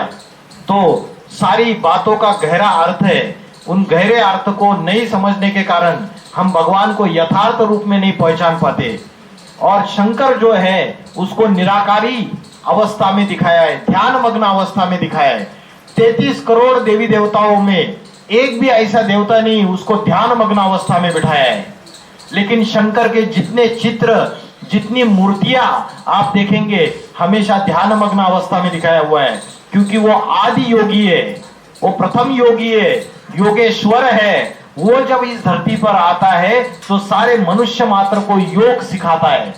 रामदेव बाबा वाला योग नहीं, पेट को हिलाना, प्राणायाम करना, योगासन करना, वो वाला योग नहीं। तो भगवान आके जो योग सिखाता है, वो जो योग है, वो योग है आत्मा का परमात्मा से जो मिलन है, आत्मा का परमात्मा से जो कनेक्शन है, वो वाला योग सिखाता है। जब भगवान स्वयं चैतन्य रूप में आते हैं तब हम उनको यथार्थ रूप में याद कर सकते हैं। अभी हम भगवान को यथार्थ रूप में याद नहीं कर पा रहे। यथार्थ रूप में याद कर रहा है भगवान को, क्योंकि हमने उसको देखा ही नहीं, तो उससे योग कैसे लगेगा? जब वो स्वयं किसी साकार शरीर का माध्यम लेता है और साकार शरीर का माध्यम लेके परम शिक्षक सदगुरु बन के आता है, तब हम उसको यथार्थ रूप में याद कर सकते हैं। और जो आता है तो ऐसी विदेही अवस्था, ऐसी अशरीरी अवस्था धारण करता है, जिसको बोला है निराकारी अवस्था।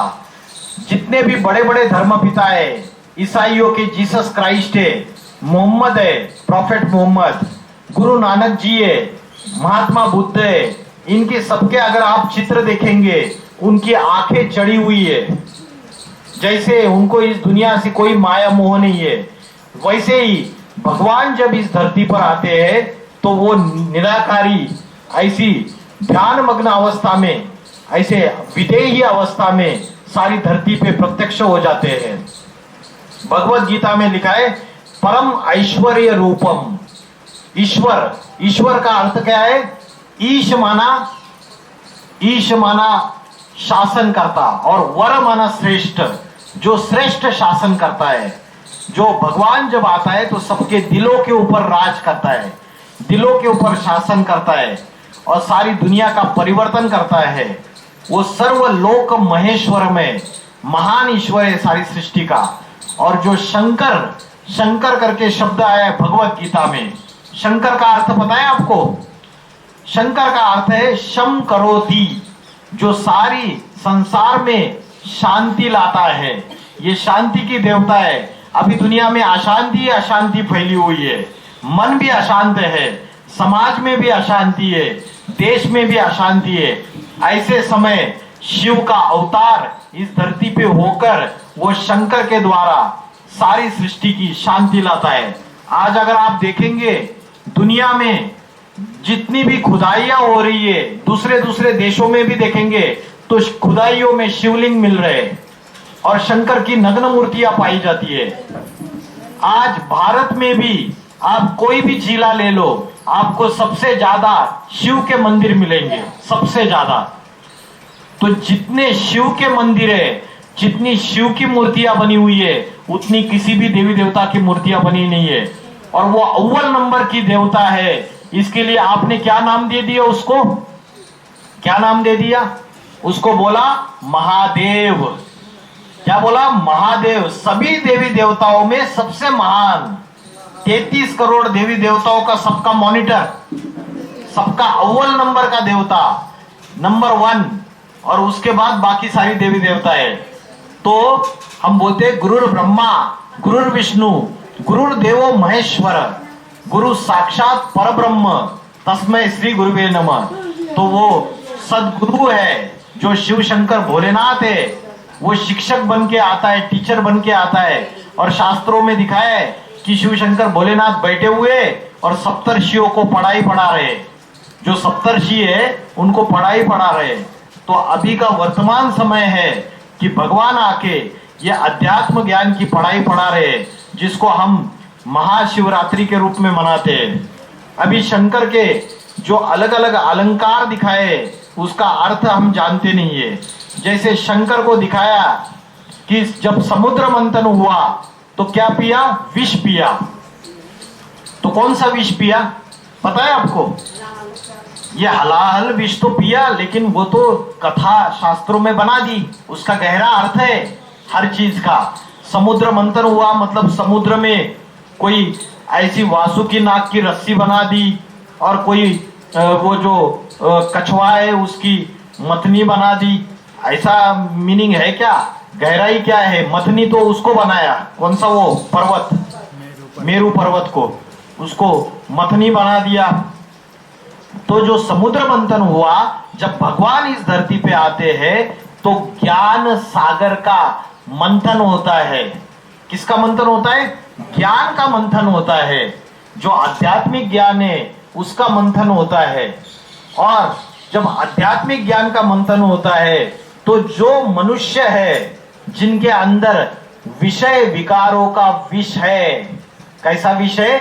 विषय विकार, काम, विषय वासना, क्रोध, लोभ, मोह, अहंकार, ऐसे विषय विकारी मनुष्यों का, विषय विकारों का विष परमात्मा अपने अंदर प्राशन कर देता है और उनको निर्विष बना देता है। उनके अंदर के सारे पापों का विष खत्म कर देता है। इसलिए बोला शिव शंकर भोलेनाथ ने विष प्राशन किया। हम समझते कोई विष का प्याला ले लिया, ऐसे पी लिया। ये इसका हर चीज का गहरा अर्थ है। फिर मैंने आपको और एक बात बताई कि शंकर के जटा से क्या निकली? गंगा निकली। कौन सी गंगा है? ज्ञान गंगा है। और शंकर की बड़ी बड़ी जटाएं दिखा दी, तो बड़ी बड़ी जटाएं दिखा दी तो नागा बाबाओं ने क्या कर दिया? खुद भी बड़ी बड़ी जटाएं रखना चालू कर दिया, फॉलो करना चालू कर दिया। लेकिन बड़ी बड़ी जटाओं का भी अर्थ है, चित्रकार जब चित्रकारिता करता है तो अपनी भाव भंगिमा चित्र में डाल देता है। बड़ी जटाएं माना विशाल बुद्धि। क्या है? विशाल बुद्धि। कोई व्यक्ति बड़ा बुद्धिमान है तो उसको चित्रकार कैसे दिखाएगा? चित्रकार उसके बड़े बड़े केश दिखाएगा, बड़ी बड़ी जटाएं दिखाएगा। और भगवान जो है, शिव जो है, वो बुद्धिमानों की बुद्धि है। इस दुनिया में जितने भी बुद्धिमान लोग हैं उसका भी बाप है वो बुद्धिमानों की बुद्धि है, विशाल बुद्धि है। इसलिए चित्रकार ने बड़ी बड़ी जटाओं के रूप में उसका चित्र दिखा दिया। फिर हाथ में त्रिशूल दिखा दिया। त्रिशूल किसकी निशानी है पता है?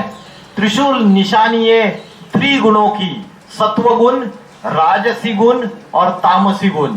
सत्वगुण क्या होता है, राजसी गुण क्या होता है, तामसी गुण क्या होता है पता है? सत्वगुण ये होता है कि मन में जो विचार आ रहे वो अच्छे ही विचार चल रहे, बुरे विचार चल ही नहीं रहे। और वाचा से जो भाषा बोल रहे वो अच्छी भाषा ही बोल रहे। शुद्ध वाणी, शुद्ध विचार और शुद्ध कर्म, पवित्र वाणी, पवित्र वाचा और पवित्र मन के विचार और पवित्र कर्म, वो है सत्वगुण। अभी सत्वगुण है हमारे अंदर? नहीं, अभी तो तामसी गुण है। हमारा खान पान भी तामसी हो गया। अभी तमोगुण है। अभी जो जाति का ब्राह्मण है वो भी असली ब्राह्मणत्व के गुण नहीं रहे, क्योंकि आचार विचार, जो आचरण है, व्यवहार है और जो विचार है वो ब्राह्मणत्व के नहीं रहे। अभी सारी दुनिया की ये हालत हो गई। तब जाके परमात्मा आके सत्व, रज और तामसी इन तीन गुणों का ज्ञान देता है। सत्व माना पवित्रता और तामसी माना पूरी तरीके से अपवित्रता, अशुद्धि। तो अभी सारे ये तीन गुणों का सूचक है त्रिशूल। ठीक है, तो जितने भी अभी शिव शंकर भोलेनाथ को तीसरा नेत्र दिखा दिया। ये तीसरा नेत्र कोई तीसरी आंख है? भगवान जब आएगा तो उसको कोई तीसरी आंख होगी क्या? नहीं, ये ज्ञान का तीसरा नेत्र है, ये बुद्धि का तीसरा नेत्र है। वो किसका तीसरा नेत्र है? बुद्धि रूपी तीसरा नेत्र है, ज्ञान रूपी तीसरा नेत्र है। भगवान जब आता है तो ऐसा ज्ञान सुनाता है जो आज तक तुलसीदास, कबीरदास, सूरदास, मीराबाई, कोई भी संत महात्मा, गौतम बुद्ध, महात्मा बुद्ध, गुरु नानक, मोहम्मद पैगंबर साहब, प्रॉफेट मोहम्मद, ईसाइयों के जीसस क्राइस्ट, आदि शंकराचार्य, कोई भी ऐसा ज्ञान नहीं सुना पाया। ऐसा ज्ञान भगवान आके सुनाता है। तो ये जो तीसरा नेत्र है ये बुद्धि का नेत्र है, और जिसने भगवान का ज्ञान अपने जीवन में धारण किया उसका भी तीसरा नेत्र खुल गया। समझ में आ रहा है? ये ज्ञान का तीसरा नेत्र खुलने की बात है। आज हम जाके मंदिर में सिर्फ माथा टेकते हैं, दिया जलाते हैं, अगरबत्ती ये करते हैं, हवन करते हैं। अरे ये हवन की सामग्री तो अपने जीवन का हवन करने की बात है, आहुति देने की बात है ईश्वर के लिए। ये दिया जो बाहर का जलाते हैं वही दिया आपके आत्मा का अंदर जल रहा है। ये आत्मा का दिया जलाने की बात है। सिर्फ बाहर का दिया तो जलाते, आत्मा के अंदर का दिया पता नहीं है, क्योंकि आत्मा का ज्ञान ही नहीं है। हम इस शरीर को ही सब कुछ समझ बैठे हैं। हमें पता है क्या शरीर को चलाने वाली शक्ति कौन है? कौन है शरीर को चलाने वाली शक्ति? आत्मा है। और आत्मा कहाँ रहती है पता है? नाक पे रहती है, मुख में रहती है, हृदय में रहती है। कहाँ रहती है आत्मा? देखो माता जी बोल रही है यहाँ रहती है। माता जी क्या प्रमाण है आत्मा यहाँ रहती है बताइए? कैसे मानेंगे आत्मा यहाँ रहती है? बताइए क्या प्रमाण है? भगवत गीता में बोला है कि भ्रुकुटी के मध्य में प्राण शक्ति आत्मा स्थित है। ये भगवत गीता में बोला है। और भारत की कन्या माताएं जो है यहाँ बिंदी लगाती है, और पुरुष लोग यहाँ टीका या तिलक लगाते हैं। ये तिलक लगाने की, ये बिंदी लगाने की जो परंपरा है, ये द्वापर युग से ऋषि मुनियों ने क्यों शुरुआत की पता है? इसलिए शुरुआत की कि मनुष्य अपने शरीर के इंद्रियों में, शरीर में मनुष्य की बुद्धि फंस चुकी थी। उसको ये याद रहे कि आत्मा यहाँ रहे। ये जो यहाँ पे जो बिंदी लगाती है, यहाँ आत्मा टिकी हुई है। तो आत्मा का ध्यान करने का जो अभ्यास है, ये हम भूल चुके हैं। हम दिया जो बाहर जलाते हैं, वो दिया यहाँ जलाओ, यहाँ आत्मा को जागरूक करो। और कैसे जागरूक करना है, कैसे ध्यान करना है, हमने आज का कार्यक्रम शुरुआत करने से पहले हम लोग ध्यान में बैठे थे, सबको याद है। बाकी कुछ लोग बाद में आए। तो मैंने क्या बताया, सभी को भूल जाना है। कोई व्यक्ति, कोई वस्तु, कोई रिश्तेदार याद नहीं आना चाहिए। चाचा, काका, मामा, ताऊ, पति, बच्चे, कोई याद नहीं आना चाहिए। और यहाँ प्रकृति के बीच में आत्मा का ध्यान करना है। जैसे आकाश में सितारा चमकता है, वैसा सितारा यहाँ चमक रहा है। ऐसे ध्यान में बैठ जाना है सीधा। और सबसे अच्छा समय कौन सा है ध्यान करने का, पता है आपको? ब्रह्म मुहूर्त का समय। सवेरे 4 बजे उठ जाइए। सवेरे 4 बजे उठ के आधा घंटा सारी दुनिया को भूल जाइए। अपने पति को भी भूल जाइए, बच्चों को भी भूल जाइए। कल क्या कलह क्लेश हुआ, झगड़ा हुआ, क्या टंटा हुआ, सारी चीजों को भूल जाइए और अपने आप को समय दीजिए। यहाँ आत्मा का ध्यान कीजिए और आप देखिए कमाल। देखिए यहाँ पे आप ध्यान लगाओ, लगातार 6 महीने 4 बजे उठ के रोज आधा घंटा करो। कैसी भी समस्या है आपकी, कैसी भी चिंता है, चिंता वो आज के डॉक्टर आपकी चिंता वो खत्म नहीं करेंगे, वो तो शरीर की दवाई देने वाली है। चिंता ऐसी डाकिनी फाड़ कलेजा खाए, वैद्य बेचारा क्या करे, कहां तक मरहम लगाए, है ना। ये चिंता डाकिनी है, इसको अगर खत्म करना है तो डॉक्टर की दवाई काम नहीं करने वाली। इसके लिए सवेरे उठ के ध्यान करो, क्योंकि शरीर का भोजन अलग है और आत्मा का भोजन अलग है। शरीर का भोजन तो हम सवेरे से लेकर रात तक 3 बार खाना खाते हैं भरपेट, लेकिन आत्मा का भोजन हम देते हैं क्या? आत्मा का भोजन क्या है पता है आपको? आत्मा का भोजन है ध्यान और ज्ञान।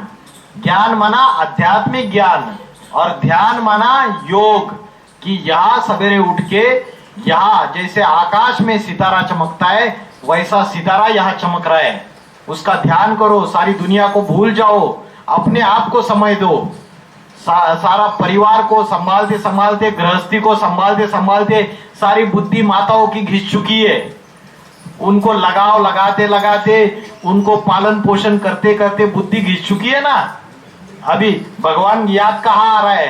तो अपने आप के लिए भी समय दे दो, गृहस्थी के साथ साथ खुद को भी समय देना है, क्योंकि उनका पुण्य आपको नहीं मिलने वाला है और आपका पुण्य उनको नहीं मिलने वाला है। वो जो वाल्या डकैत था, जो वो डकैत, उसको पूछते कि भाई, नारद जी पूछते कि जाके अपने परिवार वालों को पूछ के आ कि तू जो पाप कर रहा है उसमें वो शामिल होंगे क्या? तो उसके पिता, माता, उसकी पत्नी, बच्चे सारे मना कर देते, हम नहीं पाप में शामिल होंगे। तो वैसे ही पाप में शामिल नहीं होते तो पुण्य में भी शामिल नहीं होता है कोई। उनका पुण्य उनको मिलेगा, आपका पुण्य आपको मिलेगा। अपने लिए समय देना सीखिए। आज लोगों के पास समय नहीं है। गृहस्थी के साथ साथ अध्यात्म बहुत जरूरी है। और घर की स्त्री अगर अच्छी लक्ष्मी है तो घर स्वर्ग बन जाता है, और घर की स्त्री अगर कुलक्षणी है तो घर नरक बन जाता है। यत्र नार्यस्तु पूजन्ते रमन्ते तत्र देवता। जहां नारी की पूजा होती है वहां देवताओं का वास होता है। अभी आज इस दुनिया में देवताओं का वास नहीं हो रहा है, क्योंकि नारी की जो पवित्रता है, नारी की जो भक्ति है, वो खंडित हो चुकी है पूरी तरीके से। हाँ या ना? भारत सती सावित्री का देश था। आपके राजस्थान में राजा अगर लड़ाई में मारा जाता था तो रानी जलती आग में कूद जाती थी, जोहार कर लेती थी, लेकिन पर पुरुष को अपने तन को हाथ नहीं लगाने देती थी। ये भारत की नारी की पवित्रता थी। लेकिन आज क्या हो गया?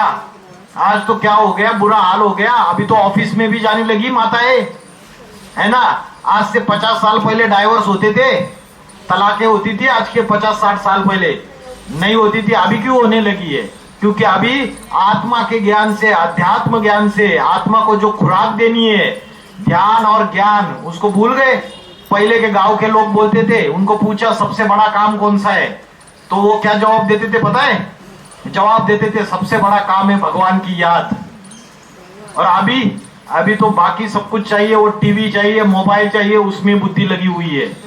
वो ईश्वर को भूल चुके, आत्मा को भूल चुके, परमात्मा को भूल चुके हैं, और उसकी वजह से दुख और अशांति फैलती चली जा रही है। दुनिया में अगर पवित्रता है, नारी की पवित्रता, उससे नवयुग सतयुग राम राज्य आ सकता है। और नारी की पवित्रता अगर खंडित हो गई, उससे दुनिया नरक बन जाती है पूरी तरीके से। तो जो तीसरा नेत्र है वो किसका नेत्र है? शंकर जी का ज्ञान का तीसरा नेत्र है। गंगा के बारे में बताया, त्रिशूल के बारे में बताया, बड़ी बड़ी जटाओं के बारे में बताया। अच्छा बताओ, शंकर को नग्न दिखाया? अभी देखिए, ब्रह्मा विष्णु शंकर, विष्णु को तो वस्त्र पहने हुए दिखाया, पीतांबर वस्त्र अलंकार आभूषण दिखा दिए, लेकिन शंकर जी को कोई आभूषण नहीं दिखाया और नग्न दिखाया। बताओ क्यों नग्न दिखाया? उसको वस्त्र क्यों नहीं दिखाए? उसका कारण है, ऐसा नहीं कि वो वस्त्र नहीं पहनते थे, उसका कारण ये है भगवान जब इस धरती पर अवतार लेते तो हमारे तुम्हारे जैसे वस्त्र पहनेंगे, लेकिन उसको निर्वस्त्र इसलिए दिखाया क्योंकि ये शरीर जो है ना, ये शरीर क्या है? आत्मा का वस्त्र है। शरीर आत्मा का वस्त्र है। जैसे ये कपड़े शरीर का वस्त्र है, वैसे शरीर आत्मा का वस्त्र है। अभी भगवान शिव को जब इस धरती पर अवतार लेते हैं तो अपने शरीर रूपी वस्त्र का भान नहीं है, अपनी शरीर की इंद्रियों का भान नहीं है, तो चित्रकार ने उसको निर्वस्त्र दिखाया। क्योंकि शरीर रूपी वस्त्र का शरीर की इंद्रियों की स्मृति नहीं है, उसकी बुद्धि शरीर और शरीर की इंद्रियों में नहीं है, तो चित्रकार ने उसको निर्वस्त्र रूप में दिखा दिया। लेकिन भारत के जो नागा साधु है, उनको इस गहरी बात का पता नहीं है, तो उन्होंने वस्त्र निकाल दिए, नग्न रहना चालू कर दिया। नंगा रहने की बात नहीं है, वो कपड़े पहनो, लेकिन शरीर, अपनी जो बुद्धि है, मन है, उसको शरीर की इंद्रियों से उपराम बनाओ, शरीर की इंद्रियों में, शरीर में लगाव मत रखाओ, इसलिए उसको निर्वस्त्र दिखाया। तो ये जितने भी अलग अलग शंकर के चित्र दिखाए, अभी शंकर के माथे के ऊपर चंद्रमा दिखाया। क्यों दिखाया पता है? चंद्रमा क्यों दिखाया? क्योंकि चंद्रमा जो है वो चंचल था ना, चंचलता का प्रतीक है। चंचल था ना चंद्रमा, चंद्रमा को चंचलता का प्रतीक बोला है। और जो चंचल क्या होता है? मन चंचल होता है ना, तो चंद्रमा जो है वो मन रूपी चंद्रमा है। तो शंकर ये ऐसी देवता है जिसने अपने मन को पूरी तरीके से कंट्रोल कर लिया, अपने मन के ऊपर विजय प्राप्त कर ली चंचल मन से। और जब किसी के ऊपर विजय प्राप्त कर लेती है तो उसको अपने मुकुट में, सर में राजाए उसको दिखाते हैं। तो वैसे शंकर के ऊपर चंद्रमा उसके मुकुट में विराजमान है, उसके सर के ऊपर विराजमान है। ये मन को कंट्रोल करने की, मन के ऊपर जीत पाने की बात है। मन जीते सो जगत जीत, भगवत गीता में बोला है, इंद्रियां जीते सो जगत जीत। जिसने अपने मन को जीत लिया वो जगत जीत बन गया। इसलिए शंकर को एक नाम दिया है विश्वनाथ, सारे विश्व का नाथ, सारे विश्व का मालिक, अमरनाथ, जो कभी मरता नहीं है। सारी दुनिया काल के गाल में चली जाएगी। पापी कलयुग का जब विनाश होगा तब सारी दुनिया काल के गाल में चली जाएगी, लेकिन उस महापुरुष का कभी विनाश नहीं होता है। आपने देखा रहेगा कि शास्त्रों में कथा बताई जाती है कि शिवजी ने तीसरा नेत्र खोला और सारी दुनिया में महाप्रलय हो गया। सुना है? वो तीसरा नेत्र जो है वो ज्ञान का तीसरा नेत्र है। जब भगवान का ज्ञान इस धरती पर आता है तब सारी दुनिया में विनाश चालू हो जाता है। अभी आप बोलेंगे ये कैसा भगवान जो सारी धरती का, सारे बच्चों का उसके विनाश कर देता है? ऐसा कैसा भगवान? आपको पता है मकान का मालिक जो होता है ना, मकान का मालिक जब मकान पुराना हो जाता है, टूटा फूटा हो जाता है, उसमें दीवारों में छेद आ रहा है, ऊपर छत में से पानी टपक रहा है, तो मकान के जो बीबी बाल बच्चे दुखी हो रहे हैं, तो मकान का मालिक क्या करता है? दूसरा घर बांधता है, उसके पहले मकान का मालिक उसकी मरम्मत करता है ना? एक बार मरम्मत करता है, 2 बार मरम्मत करता है, 3 बार मरम्मत करता है, 4 बार मरम्मत करता है। बार बार मरम्मत करने के बावजूद अगर पुराना मकान सुधर नहीं रहा है और ये टूटा फूटा होता जा रहा है, तो मकान का मालिक क्या करता है? फिर पुराना मकान तोड़ देता है, नया मकान बांध के तैयार कर देता है। पुराना मकान पहले नहीं तोड़ता है, पहले नया मकान बांध के तैयार करता है, अपने बीबी बाल बच्चों को वहां पर ट्रांसफर कर देता है, फिर पुराना मकान तोड़ता है। वैसे ये पापी कलयुगी दुनिया ये पुराना मकान बन गया है।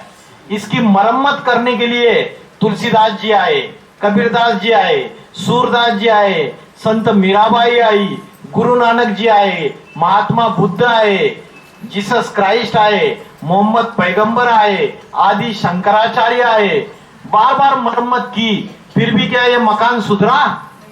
या दुनिया में पापाचार और ही बढ़ता गया?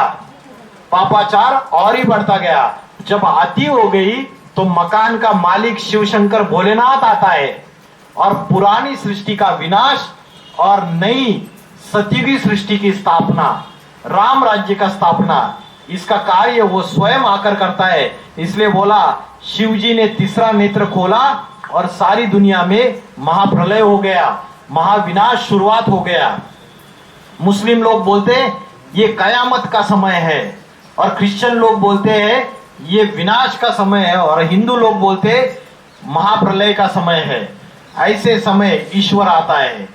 शिव जी के, शंकर जी के शरीर पे भस्म रमाया हुआ दिखाया है। इस भस्म का अर्थ क्या है पता है? व्यक्ति जब मर जाता है तो उसका शरीर जला दिया जाता है, और जलने के बाद क्या रहता है? भस्म, राख रहती है बस। तो इसका मतलब क्या है? ये शरीर विनाशी है, ये नश्वर है, इसके ऊपर लगाव मत लगाओ, इसके ऊपर मोह मत लगाओ। मोह सकल व्याधि न कर मूला, ये मोह सकल व्याधियों का मूल है।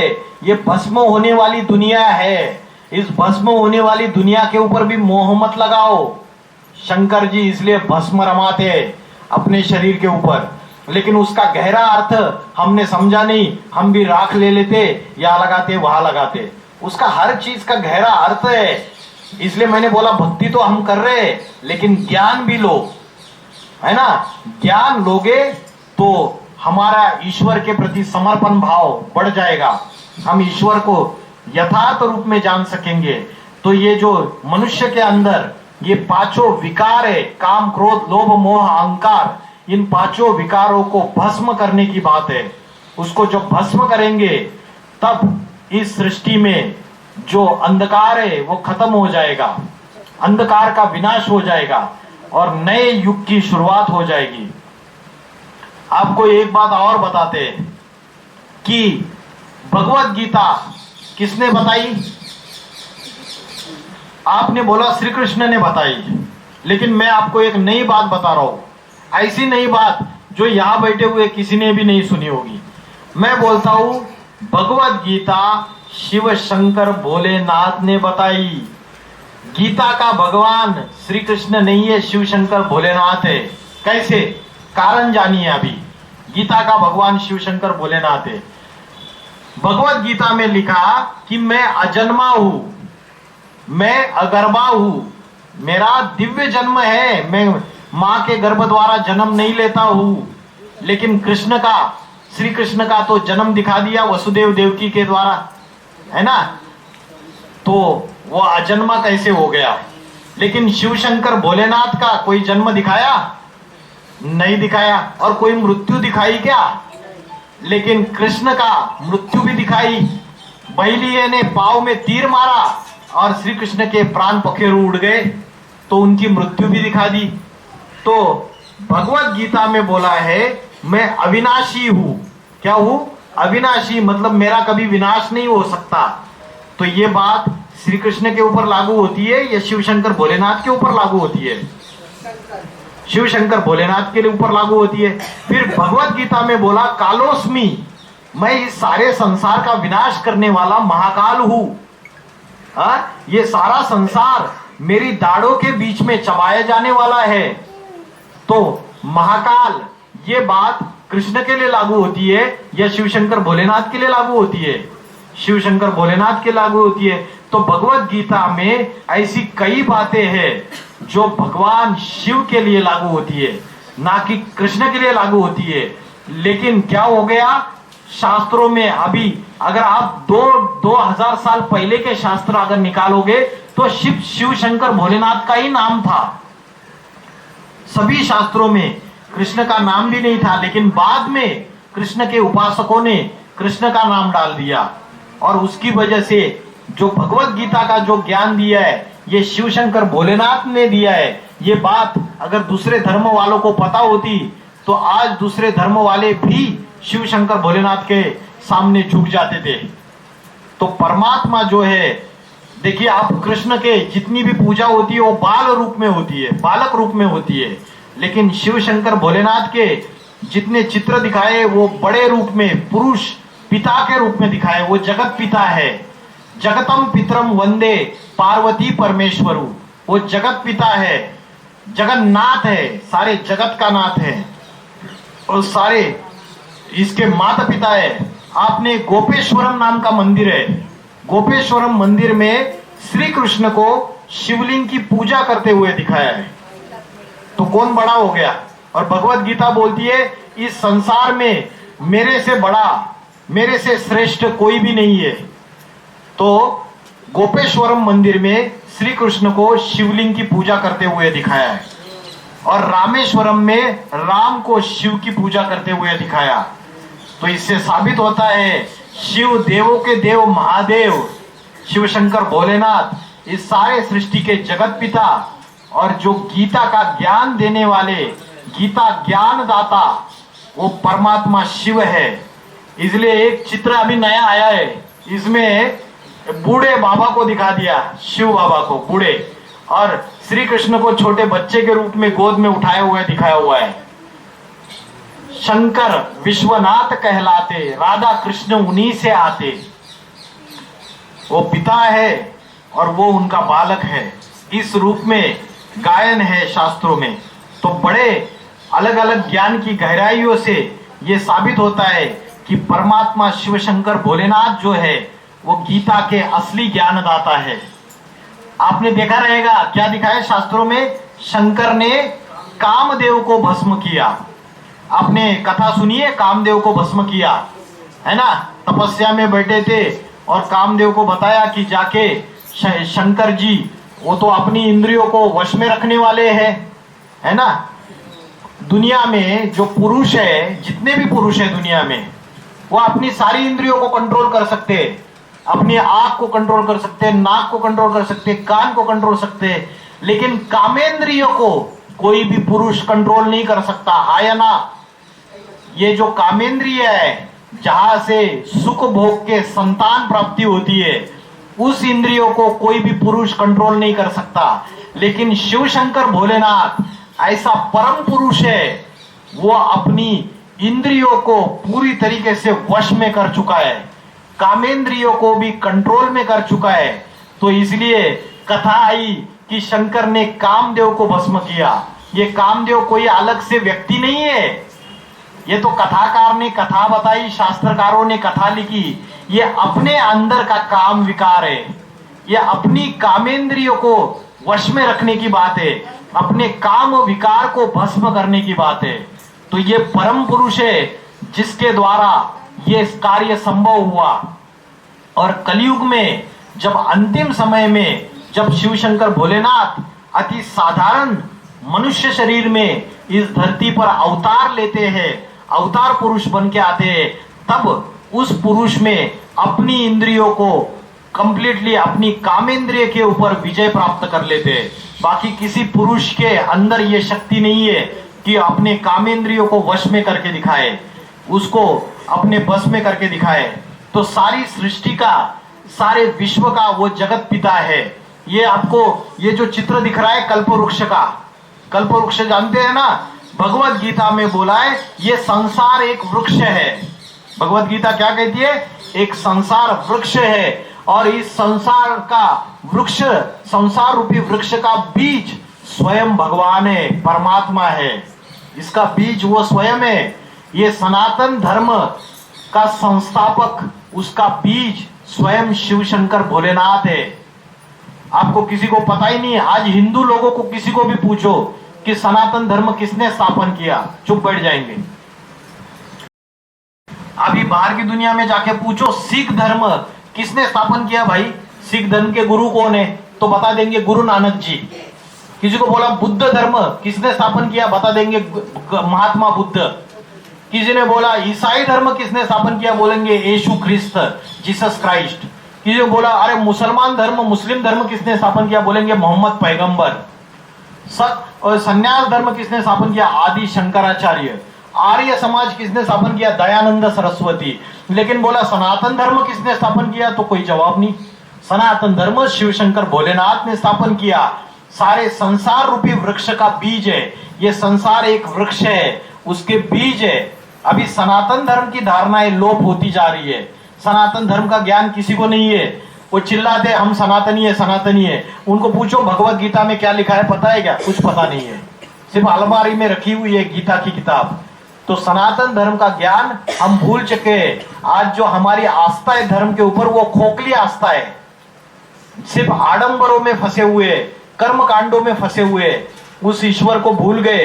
तो वो सारे संसार रूपी वृक्ष का बीज है। और ये जो तना है, ये तना ही सनातन धर्म है, हिंदू धर्म है।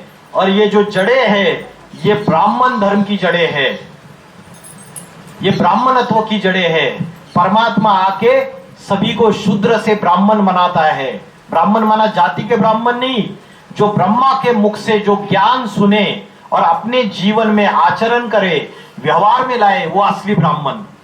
तो इसकी जो टहनिया दिखाई है, टहनिया क्या है पता है आपको? इस वृक्ष की टहनिया, इस वृक्ष की टहनिया है अनेक अनेक धर्म।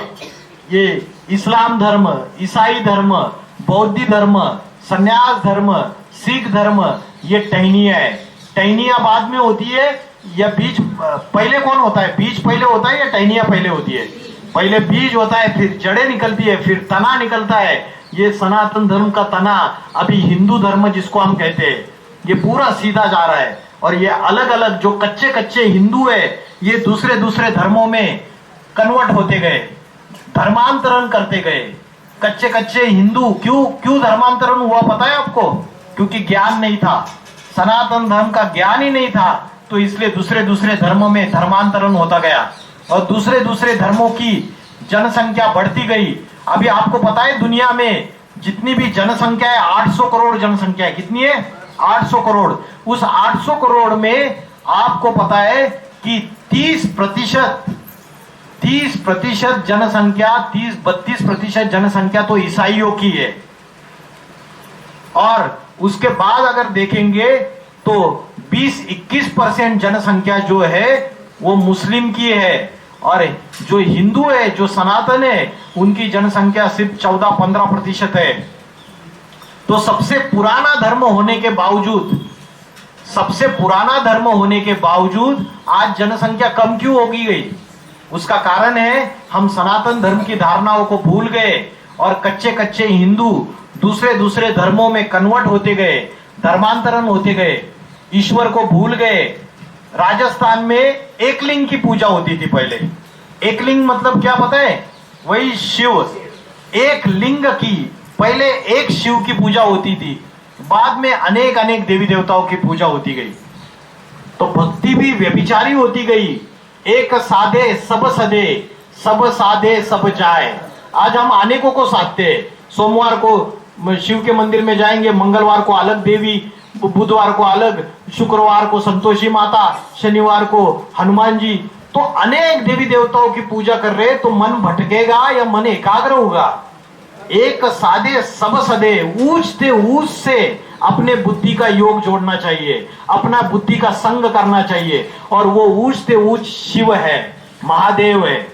समझ में आ रहा है? तो आज का जो हमारा कार्यक्रम था, वो कार्यक्रम था शिव की महिमा और कैसे साधारण तन में आके शिव इस सारी धरती के ऊपर स्थापना, पालना और विनाश का कार्य करते हैं। ब्रह्मा के द्वारा स्थापना, नई सृष्टि की रचना, शंकर के द्वारा विनाश और विष्णु के द्वारा नई सृष्टि की पालना, इसका कार्य करते हैं। और जगत गुरु बन के इस सारी सृष्टि को शिक्षा दे रहे। अभी वर्तमान समय में ये ज्ञान सारी सृष्टि में दिया जा रहा है। ये 4 युग है, सतयुग, त्रेता युग, द्वापर युग, कलयुग। और कलयुग जो पापी कलयुग है और पावन सतयुग है, ये झूठखंड की दुनिया है, ये सचखंड है।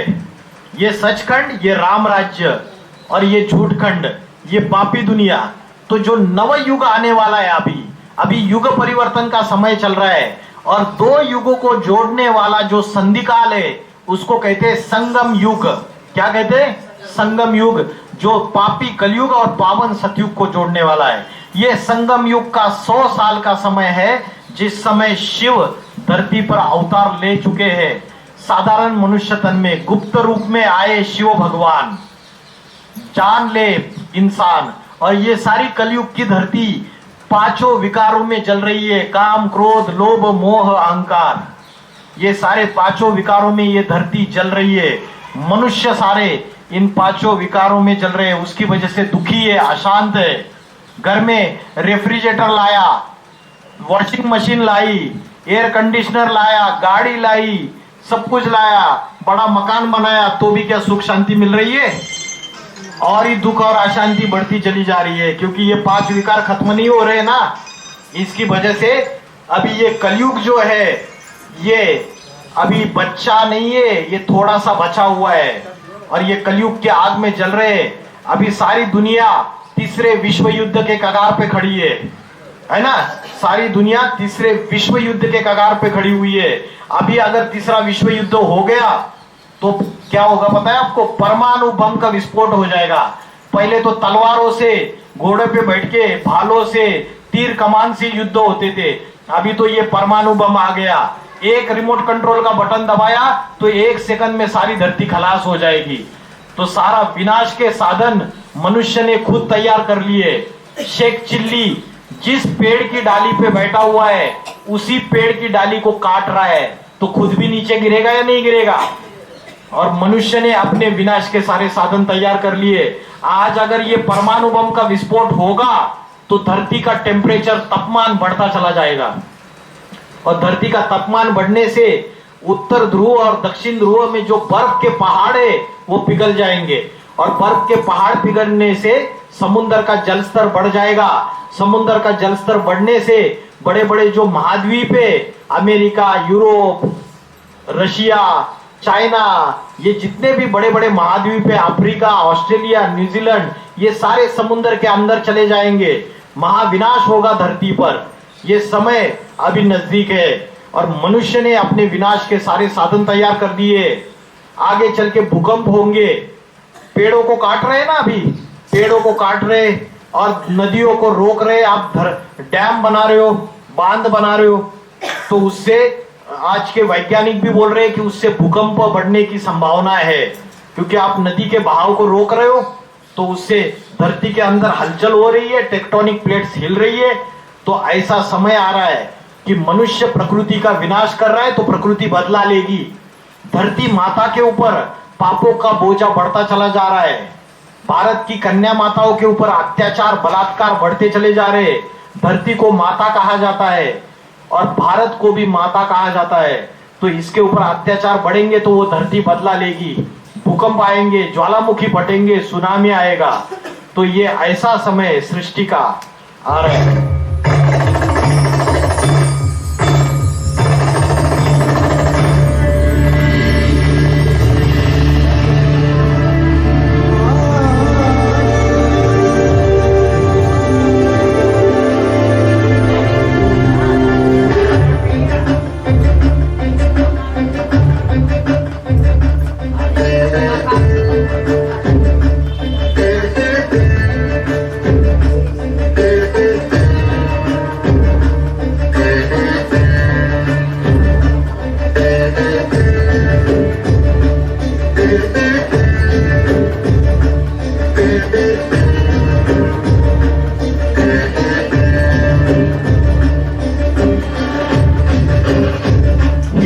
मुस्लिम आपस में दुश्मनी बढ़ती चली जा रही है।